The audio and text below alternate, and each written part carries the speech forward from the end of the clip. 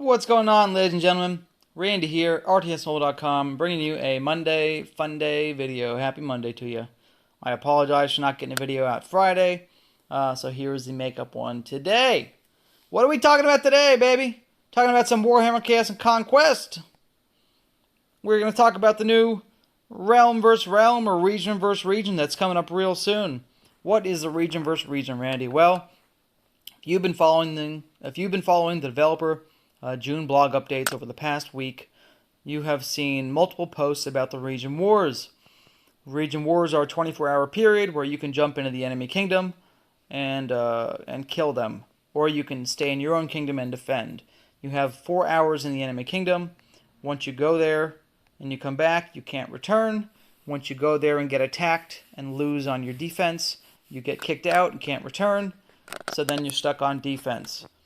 So what does that mean? Well, you want to maximize your 4 hours inside the enemy kingdom and achieve as many objective points as possible. And then you want to be able to defend constructively and intelligently defend against enemy invaders, so that way you can rack up points and limit their points. The bonuses for region versus region are huge, the rewards I should say. You get increased gathering and research speed, see down here. In addition to this, a new region-wide buff will also be granted, improving research and gathering speed for 1 week, which is really nice. You definitely want that for your whole region. So this is going to kind of motivate different alliances to work together that may have not worked together in the past. You're now going to want to unite against enemy attacks, because if they get points in your kingdom, there's a chance you're going to lose the R versus R, right? So, let's talk about how to get points. Well, you can gather resources in the enemy region. That's pretty big. Not necessarily recommended due to tile hitting. Probably going to be activated during R versus R. Invading player troops defeated. Defending player troops defeated. You get 1 point per troop power defeated. And then, of course, you've got destroying invading player fortress in your home region. You gain points for that. You also gain points for destroying an enemy city while inside of their enemy kingdom, and you gain points for holding a city while inside your own kingdom. And last but not least, you gain a massive amount of points for killing foes.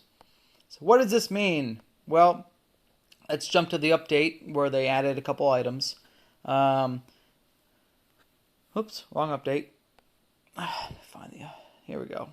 Here's the update where they added a couple items. Now they've said you can use a shield and a shroud while in the enemy region. Destroying invaders, the points are going to be dropped from 20 million to 2.5 million. And then your the points awarded for holding empire cities, turtling up, is going to be dropped. So what does this mean, right? Well, let's talk about it. If you have 100,000 increase on points, if you have 100,000 point increase for your foes. I just want to talk about foes first. We'll start there. 100,000 points for foes. Level 7 foe. 1750. Where's my calculator? 1750 points, right? 1750. Oops, times. This is not working out with my face in the way. 100,000. You're looking at 175 million points for killing a level 7 foe. If you hold Altdorf, they did change Altdorf, so let's go find the new point system. Here we go. Altdorf, you gain 1.5 million a minute. Regular city, you gain 500k a minute. So 24 hours, right? Let's see what 24 hours times minutes. Okay. Times 1500000. So if you can hold Altdorf for the entire 24 hours, you're going to gain just shy of 129 billion points. Okay? In order to get 125 billion points, you've got to kill 740 level 7 foes. Okay? That's the equivalent. So, if you're not going to hold Altdorf, then you need to kill 740 foes in order to just match the points of somebody in Altdorf. You need to kill player points, okay? And you need to gather resources. So really, the most efficient way to gain points in this game right now seems to be holding cities while on defense And when you go into an enemy, you go visit an enemy region, you're going to want to kill as many foes as you can while you have your bubble up. And then you're going to want to work together with your teammates to achieve some city destruction objectives. Okay? The amount of points you gain for destroying Empire cities and Altdorf are decent. But what they really do is they prevent the enemy from holding those cities and gaining points. So that's the real value here. The value is not the number of points you get for killing the enemies, but the amount of points that you can prevent the enemies from gaining.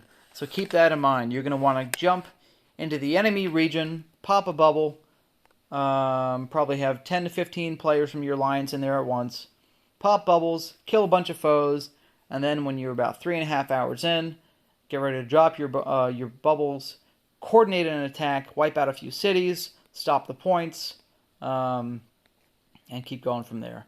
Because again, if you do pop your bubble and you lose to a warband or a solo hit, you're now going to get kicked back to your kingdom, and you're going to lose the ability to interrupt enemy points and to gain points in the enemy kingdom.